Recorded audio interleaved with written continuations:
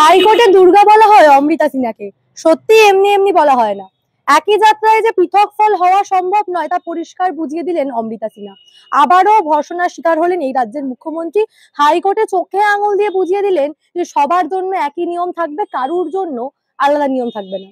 আজকের প্রতিবেদনে এটাই আপনাদের দেখাবো যে হাইকোর্টে কি হয়েছে এবং অমৃতা সিনহা মুখ্যমন্ত্রীকে ঠিক কি বুঝিয়ে দিয়েছেন। তার জন্য এই প্রতিবেদন সম্পূর্ণ দেখুন। নমস্কার, আমি সানিয়া, দা নিউজ বাংলায় আপনাদের সকলকে স্বাগত।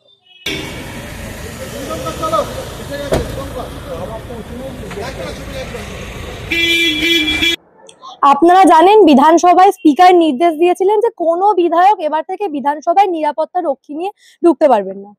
কেবলমাত্র ব্যতিক্রম ছিলেন মমতা বন্দ্যোপাধ্যায়। সেই নিয়ে হাইকোর্টে একটা মামলা চলছিল যে মমতা বন্দ্যোপাধ্যায় নিরাপত্তা রক্ষী নিয়ে কি বিধানসভায় ঢুকতে পারবেন নাকি বাকি বিধায়কদের মতো তাকেও স্বাভাবিকভাবেই ঢুকতে হবে সাধারণ অন্যান্য বিধায়কদের মতো। সেই মামলায় এবার সরাসরি ধর্ষণের শিকার হলেন তিনি। একেবারে সেই মামলার বিচারপতি ছিলেন অমৃতা সিনহা। পরিষ্কার বলে দিলেন যে মমতা বন্দ্যোপাধ্যায় কি বিধায়ক নন? তিনিও তো একজন বিধায়ক, তাহলে তার ক্ষেত্রে কেন ব্যতিক্রম হবে? তাছাড়া বিধানসভার ভিতরে অলরেডি সুরক্ষা রয়েছে, তাহলে আলাদা করে সুরক্ষার কি প্রয়োজন?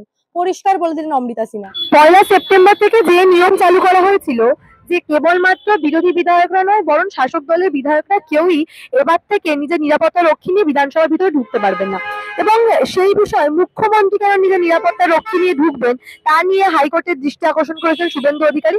অমৃতা সিনহার বেঞ্চে মামলা চলছিল এবং অমৃতা সিনহা পরিষ্কার প্রশ্ন করেন। তিনি একেবারে কড়া প্রশ্ন করেন যে তাহলে কি সেই বিজ্ঞপ্তি জারি করা যায় মুখ্যমন্ত্রীর জন্য প্রযোজ্য নয়? স্পিকারের দেওয়া নোটিশ এটা মানতে সমস্যা কোথায়? সরাসরি প্রশ্ন করেন এবং হাইকোর্টের প্রশ্নের মুখে বিধানসভার অধ্যক্ষের আইনজীবী তিনি সওয়াল করেছেন যে বিধানসভার স্পিকার, মুখ্যমন্ত্রী এগুলি সাংবিধানিক পদ, বিরোধী দলনেতা সাংবিধানিক পদ নয়, তার জন্য বিশেষ ব্যবস্থা কেন? এরপর বিচারপতি পরিষ্কার বলেন যে বিধানসভায় এমনিতে নিরাপত্তা রয়েছে, ভিতরে আলাদা করে সুরক্ষার কি প্রয়োজন রয়েছে? মুখ্যমন্ত্রী কি বিধায়ক নন? তাহলে কেন তার ক্ষেত্রে নির্দেশ অমান্য করা হবে?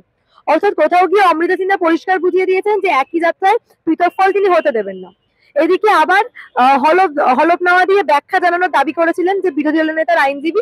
ঠিক এইরকমই তেজ একজন বিচারপতির প্রয়োজন, সঠিককে সঠিক বলা এবং ভুলকে ভুল বলার ক্ষমতা থাকা দরকার, যার জন্য অমৃতা সিনহাকে বারংবার হাইকোর্টের মা দুর্গা বলা হয়। একেবারে সেই চিত্র আমরা আবারও দেখতে পেলাম কোর্টে।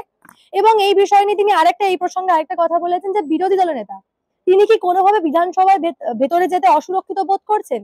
যদি সত্যি সত্যি অসুরক্ষিত বোধ করেন তাহলে তাকে জানানো হোক, সেরকমই নির্দেশ তিনি দিয়েছেন। এই বিষয় নিয়ে শুভেন্দু অধিকারীর সঙ্গে কথা বলেছিলাম, তিনি কি বললেন একবার শুনুন।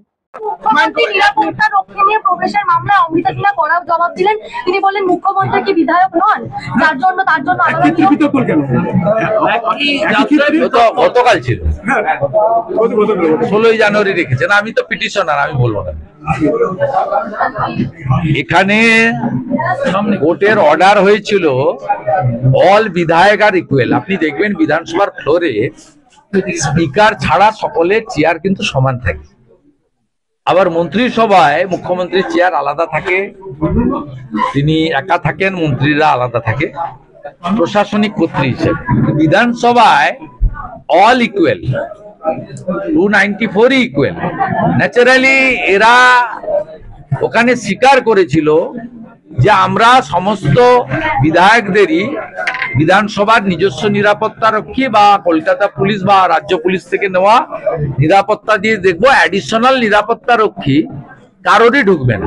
ওনারা যেটা অত্যন্ত অন্যায় করেছেন, কেন্দ্রীয় নিরাপত্তা বাহিনীকে আটকেছেন।